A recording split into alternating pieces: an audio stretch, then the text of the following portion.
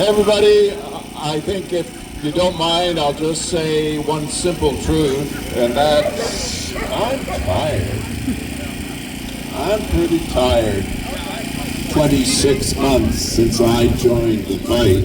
I joined the fight on a trucker bed with flags on it in front of Parliament with the Freedom Convoy. 3 other doctors were there with me making very important noises and truths about COVID. Dr. Byron Bridle from Guelph, Dr. Paul Alexander from both McMaster University and now the States, of course. And Dr. Hodgkinson, a fabulous pathologist from Alberta. And these 3 very senior scientists brought the truth to the Parliament on Wellington Street. And the government would not send out their own specialists to discourse with these specialists as to what was really safe or not safe about uninvestigated medications being put into our shoulders.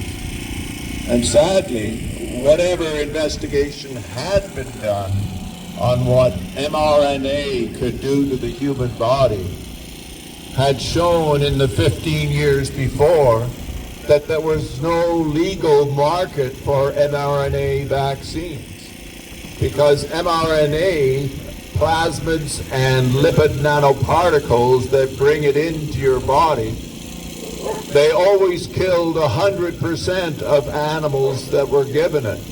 It had never reached a point of being allowable for human consumption. So it was false science that was saying it was proven safe in humans. And we've seen the carnage, we've seen the loss of aunts, uncles, grandparents, wives, your own life suddenly taken.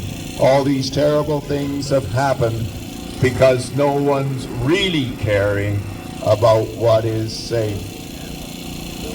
On 2 other quick topics, one would be to let everybody know that the Food and Drug Administration, once taken to court, has had to declare in that court they've released the documents that show that ivermectin was completely innocuous, could not possibly hurt anyone, safer than Tylenol, and any doctor who wanted to use it to help patients with COVID-19 was doing a safe and suitable thing.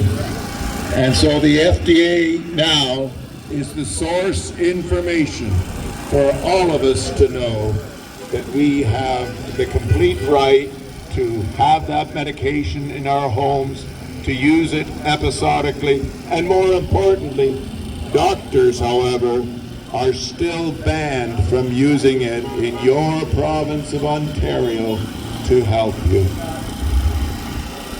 That's one truth out of the United States.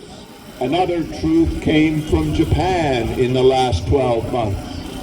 And the Nakahara study, which was actually in Houston, Tokyo, New York City, and Oxford, England. And it involved 1,000 patients.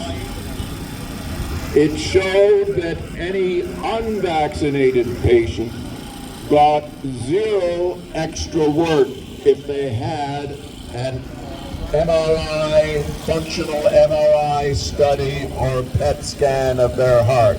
The unvaccinated hearts in the 6 months,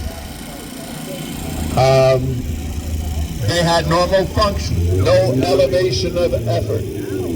But the half of the study that had been vaccinated within 6 months of the PET scan, they ranged from 30% to 100% more effort in every heart that was given the harm vax. So the study is out there. You'll see it on some of my Twitter posts. You'll see it out of the International COVID Summit where I gave a speech in Washington, D.C. but it's absolute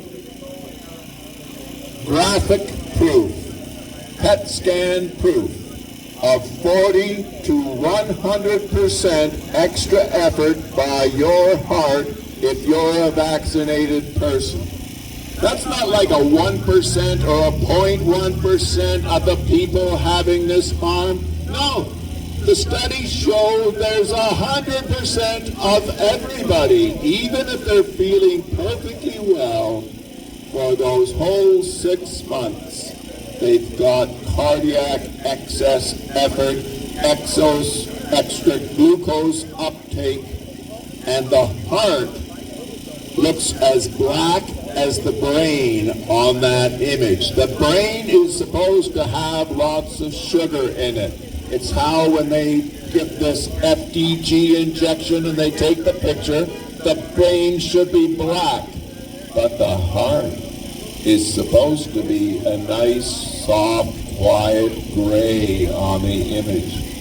And instead of that, the heart in the vaccinated, in the Nakahara study released in September of 23, the heart of every vaccinated patient showed a blackness, which is the sugar excess uptake. The blackness of the heart was as black as dear Charlie's hair color. And that's illness. That's a picture of every patient having extra effort. So they're not dead yet. Sure, 95 to 98% of people who've gotten the vax are still walking around alive.